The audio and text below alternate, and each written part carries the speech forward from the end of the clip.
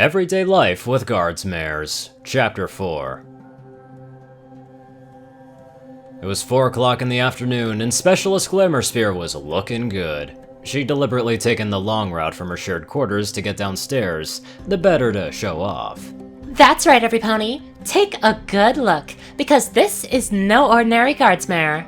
If the Special Telekinetic Specialist helmet, or the lightweight high-mobility branded armor instead of heavy solid plating, or the absence of a physical spear, As if I'd need one. or the elegant skirt for cushioning her when she had to sit or lie down to hit her targets way up there didn't make it clear enough. She'd made sure that her tail was impeccably groomed. Her mane peaked down just low enough under her helmet to tease the fantastic hair underneath. And of course, one must show off the proper gait. There would be no slow shambling walking or I'm late for duty. gallop for her. Only the most prim and proper trot would do for showing off. And just in case that didn't seal the deal, she'd even kept her magical umbrella shield up at maintenance level power for the whole trip to her post. Just as if she'd been there on alert.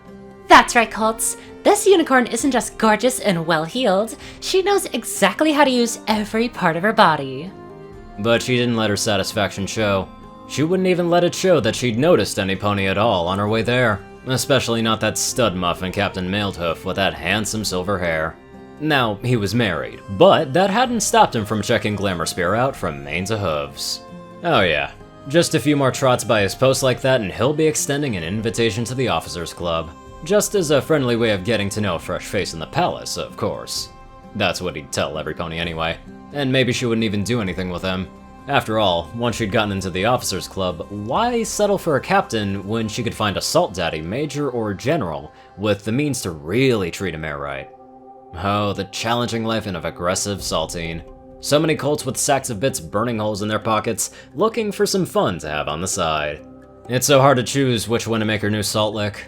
With thoughts of Captain Mailhoof in her mind, Lily figured that even if he's not too rich, at least he looked like he could buck real good. He could be worth a few trips around the quarter mile at least.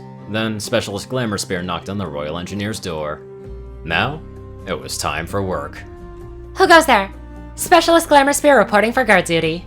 Sparkshower opened the door for her, both mares saluting before exchanging the ritual greeting. By the glory of morning dawn, I hereby relieve you at this post. By the peace of evening dusk, I stand relieved. Artemis started to leave, but Lily quickly leaned over and whispered in her ear. So, anything interesting happen? Oh no, the Royal Engineer's busy with paperwork today. Came Sparkshower's quiet response. Over on Glamerspear's left, Anonymous hadn't so much as looked up from his desk as Artemis shut the door behind the Unicorn Specialist. Oh well. More time to plan her infiltration of the Royal Guard Officers Club. Soon that wouldn't be the only O Club that she'd be visiting. It was almost 8 o'clock in the evening, with 4 hours left until her shift ended. Outside it was drizzling rain, and the Royal Engineer had been working at his desk the entire time, like some sort of machine. Well, from what she'd heard, wasn't that kind of the idea?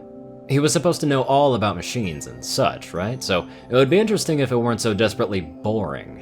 To her left, Anonymous leaned back in his chair, stretching his arms above his head, and an extended yawn. It seemed that he was putting away his quill for tonight. Part of her hoped that he had dinner plans with someone important, but from the looks of things, that was not likely. He had already removed his jacket and had started to undo his tie. Turning towards the window, Anonymous scowled. Damn, when the hell did it start to rain? Lily wasn't sure if that was directed at her, but then again, there was nobody else in the room. It started about an hour ago, sir. Oh, did it? Drat. I was hoping to take a constitutional outside. So? Get an umbrella, it's only drizzling. Some Royal Engineer he is if he can't handle some water. Well, I suppose a little rain won't hurt. Anonymous started to unbutton his shirt and walked over to the zigzag hairpin joint in the partition wall, leading to the bedroom area. You won't mind getting a little wet, will you, Specialist Glamerspear? As if you would allow yourself to get wet in the rain. Magical anti-missile shields were necessary when angry griffins were hurling spears down like rain, but they're also useful against the regular watery kind. I don't get wet in the rain, sir. Anonymous reappeared from his room, but he was dressed in just his white undershirt and undershorts. His arms and legs had been left completely exposed, revealing that they were bare and furless in nature, just like his face. Freaky. He was sporting some fancy sneakers though, but still, Glamerspear could not be seen walking through Canterlot Palace with someone dressed like that, no matter who appointed them to what. The royal engineer regarded the mayor with a quizzical look. Would you care to explain that, specialist? I'm not sure I understand. As though it were the most trivial thing in Equestria. Newsflash, it was, because I'm the best at this.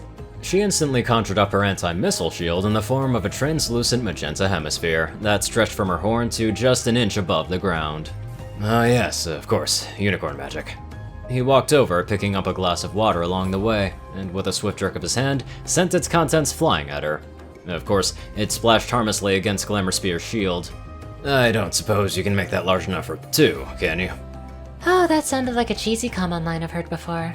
Sir, this soldier can indefinitely maintain an impenetrable shield over an area of 25 meters in diameter. The royal engineer looked impressed, as well he should be. Most of the unicorns in the air defense company could only manage half of that. Impressive. If you'll oblige me, I think that'll be more than enough. Let's head out through the balcony into the gardens. Glamerspear heaved an internal sigh of relief. Oh, thanks Celestia, I don't have to escort him through the palace halls just like that. If Captain Maildhoof was still on duty, unlikely, admittedly, being seen with a gangly bipedal monkey creature wearing silly white undergarments would have completely scuttled her O-Club operation. No pony else was likely to be out in the gardens by this time of evening, especially in this weather. Her VIP could get his little walk-in, and she wouldn't even have to be seen with him. Still, if this was going to be a regular occurrence, maybe she should see about trading shifts with Sparkshower. After all, why take the chances?